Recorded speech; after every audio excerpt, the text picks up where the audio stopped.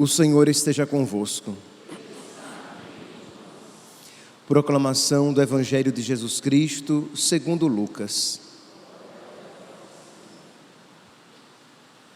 Naquele tempo, Jesus viu um cobrador de impostos chamado Levi, sentado na coletoria.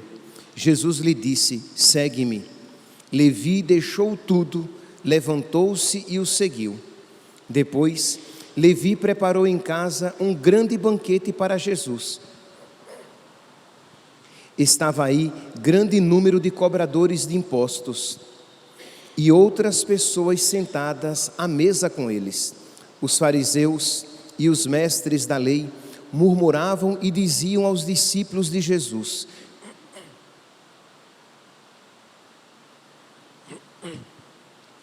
por que vós comeis e bebeis com os cobradores de impostos e com os pecadores? Jesus respondeu: os que são sadios não precisam de médico, mas sim os que estão doentes. Eu não vim chamar os justos, mas sim os pecadores para a conversão. Palavra da salvação.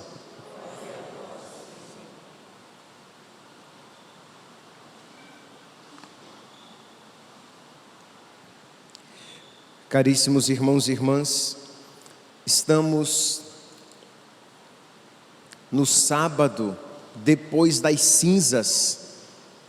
É assim que o calendário apresenta o dia de hoje, porque ainda não iniciamos a primeira semana da Quaresma. Então estamos no sábado depois de quarta-feira de cinzas. E a primeira leitura de hoje é uma continuação. A primeira leitura de hoje é uma continuação da primeira leitura de ontem, uma continuação imediata. Ontem nós ouvíamos a finalidade das nossas obras quaresmais e como elas não devem ser praticadas. Ontem, de uma maneira particular, nós ouvíamos como deveria ser o nosso jejum.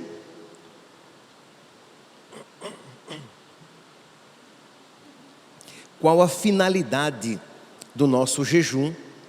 Isto é, nos unir a Cristo, ter os mesmos sentimentos de Cristo no nosso coração, nos fortalecer na virtude, para que aquela força alcançada, exercitada, trabalhada na penitência, esteja presente na hora da tentação, para que da mesma maneira que eu disse, por exemplo, não a uma comida, eu tenha esta mesma força para dizer não ao pecado.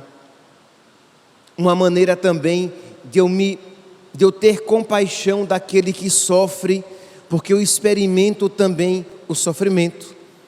Uma maneira de eu me despertar à misericórdia, já que eu sinto fome, eu experimento a privação no jejum, e aí eu olharei com misericórdia para aqueles que sentem fome, para aqueles que passam por privação.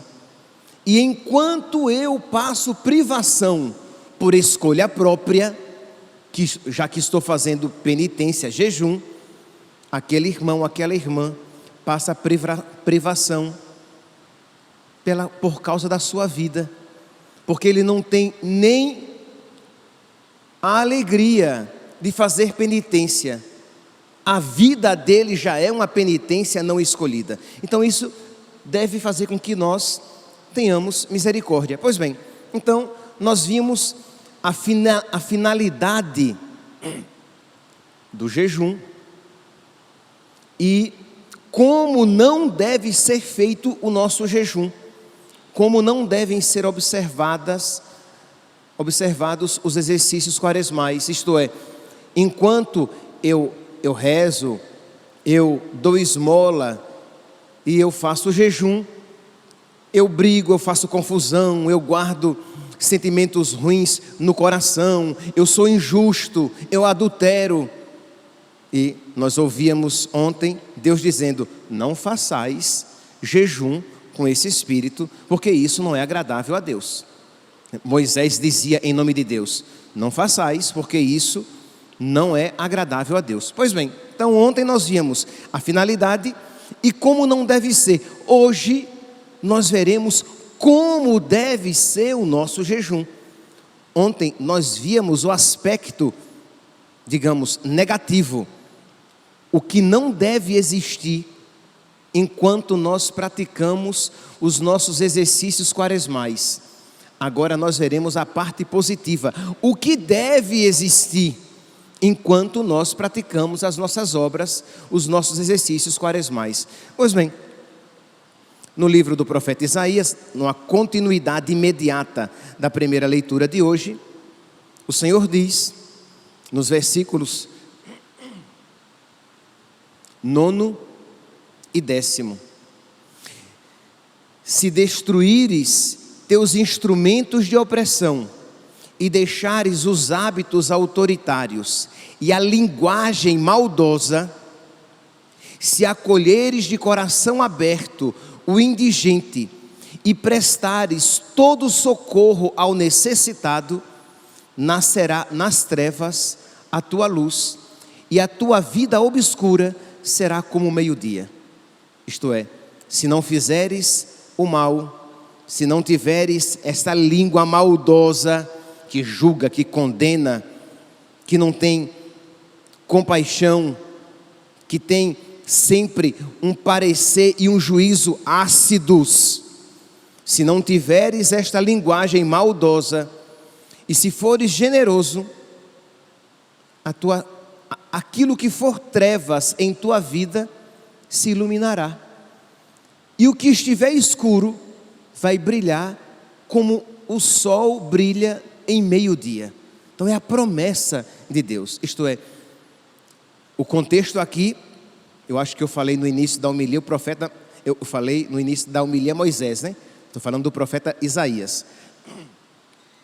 O contexto aqui é o seguinte: este povo faz penitência, este povo vai ao templo, este povo tem, digamos, vai à sinagoga, tem atitudes religiosas, mas o coração deles está longe de Deus, e Deus quer ser servido pelo nosso coração.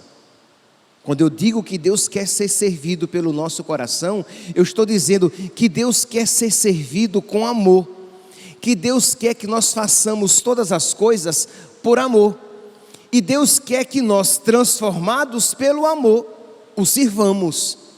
Não que tenhamos atos exteriores simplesmente. Isso não nos santifica, isso não nos torna agradáveis a Deus.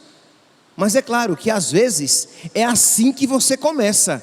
Isto é, você olha para dentro de si e você vê que o seu coração está todo desarrumado, que a sua alma está toda desarranjada, e você entra no serviço de Deus, e você escolheu de boa vontade fazer alguns exercícios quaresmais, rezar um pouco mais, fazer alguma penitência,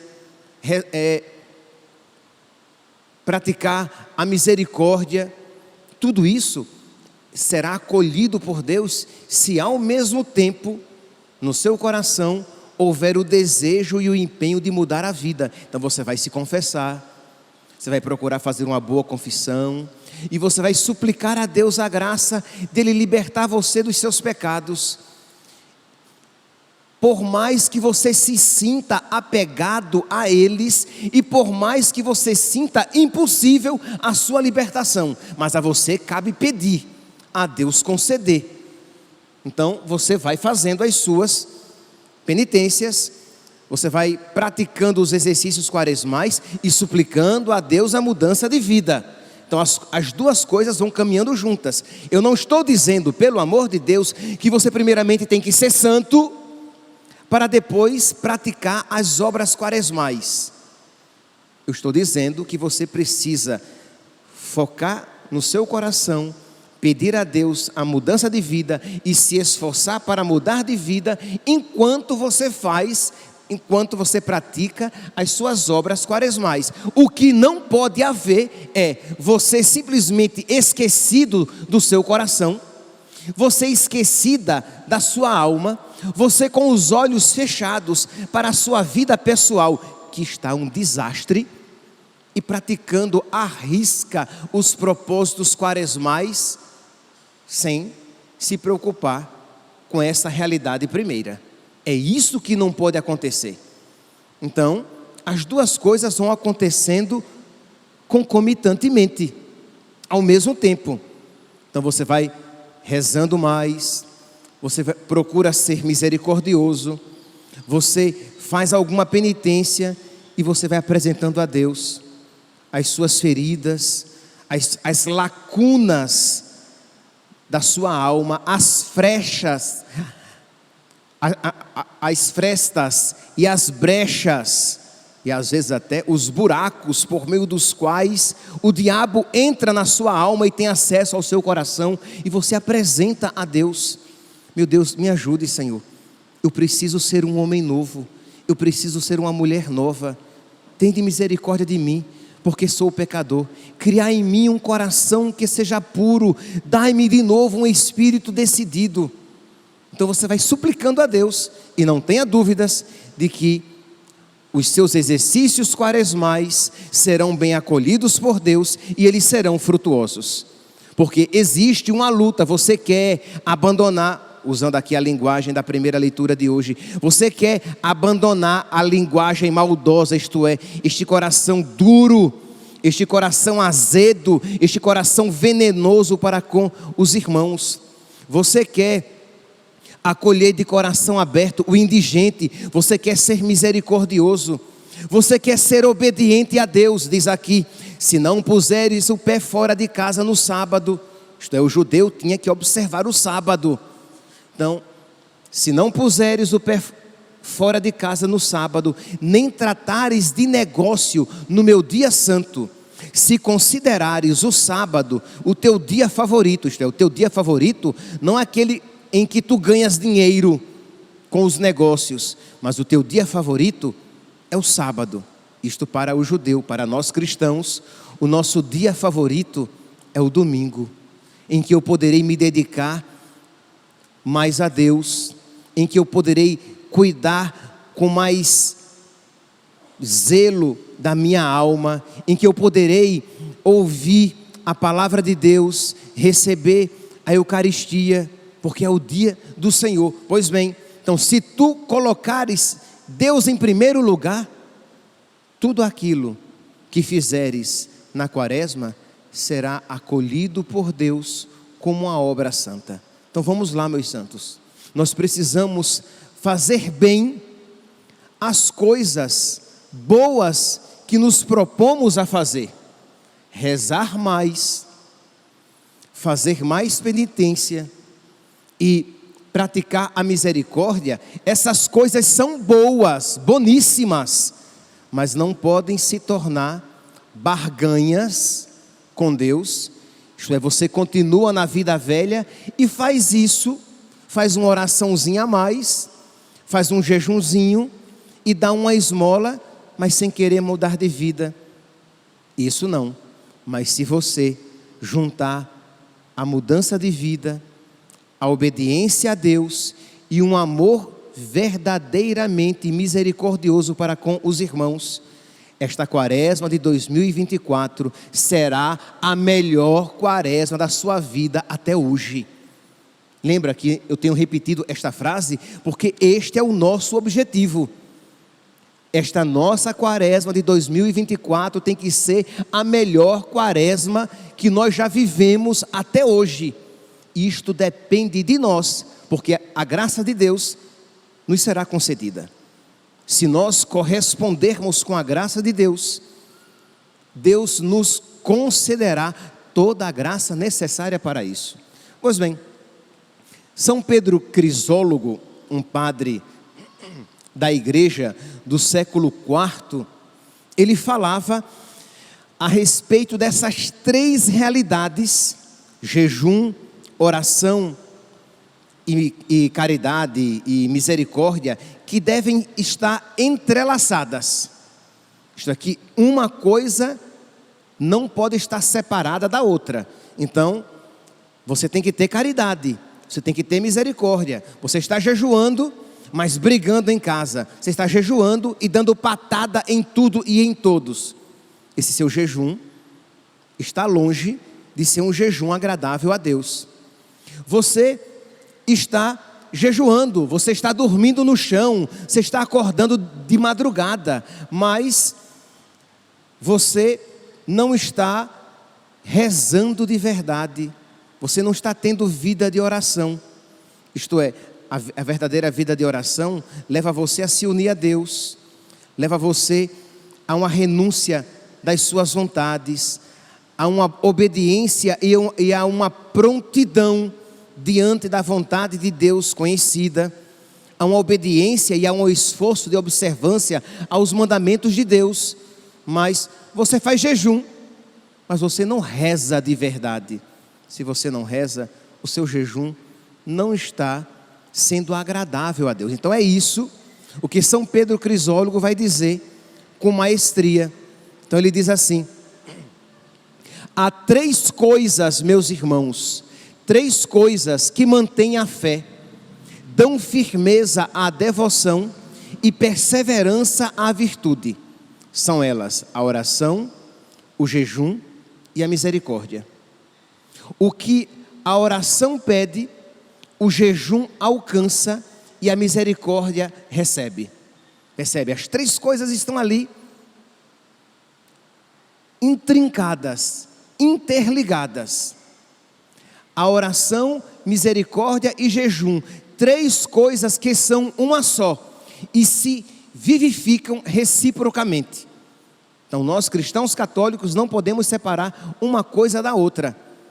Por que eu estou insistindo nisso? Porque às vezes nós nos focamos na penitência a que nós nos propusemos durante a quaresma, mas nos esquecemos da caridade, nos esquecemos da misericórdia, nos esquecemos da oração, nos esquecemos de nos configurarmos a Cristo. Então você fez o propósito de não tomar café, mas você não está rezando de verdade. Aí você passa os 40 dias sem tomar café e acha que você fez uma grande coisa.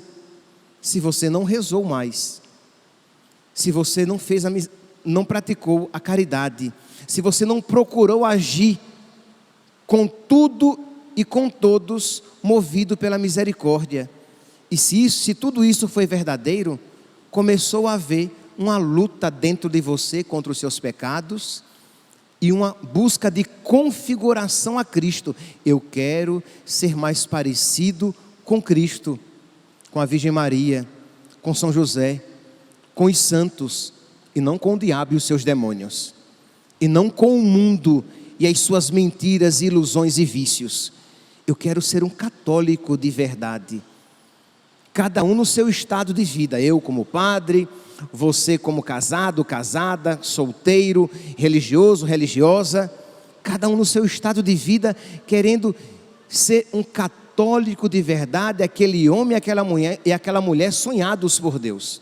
Pois bem, se você fizer de verdade como um católico faz os exercícios quaresmais, não tenha dúvida de que este processo de transformação acontecerá, porque o Espírito Santo colocará em movimento este organismo. Ele dará vida a este organismo espiritual e você começará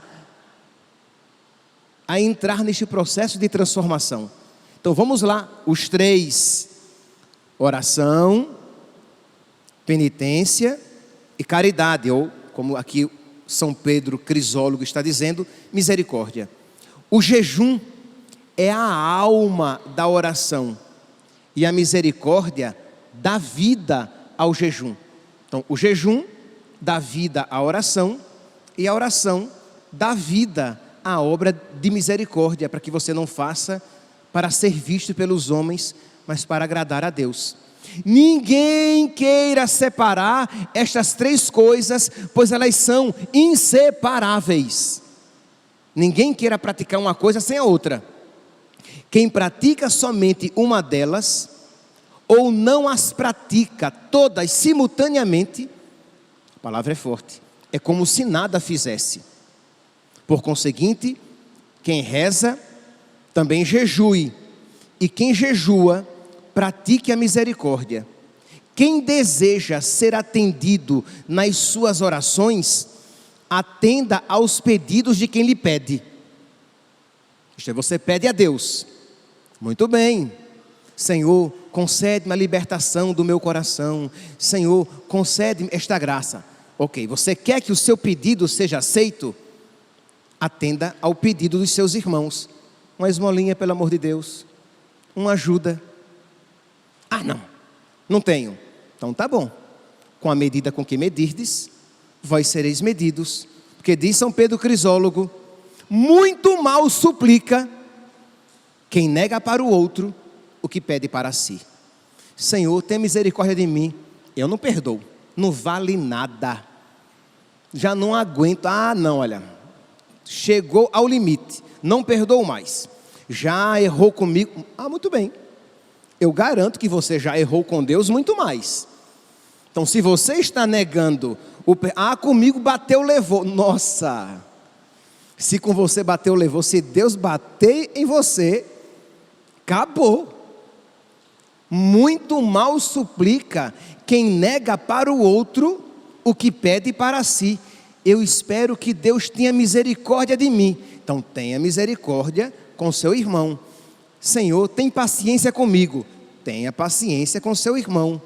Senhor, me concede esta graça. Conceda a graça ao seu irmão.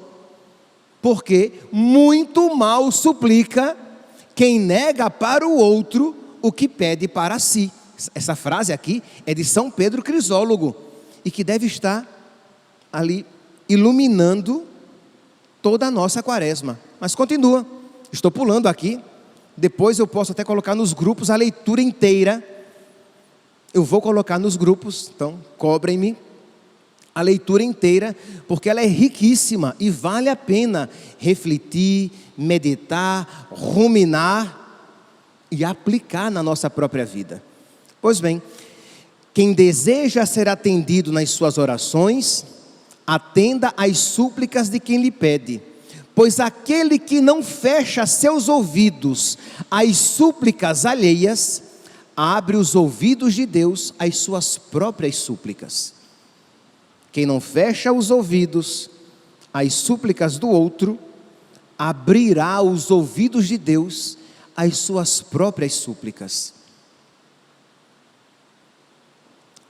Homem, sê para ti mesmo a medida da misericórdia. Deste modo, alcançarás misericórdia como quiseres, quando quiseres e com a rapidez que quiseres. Basta que te compadeças dos outros com generosidade e presteza e rapidez.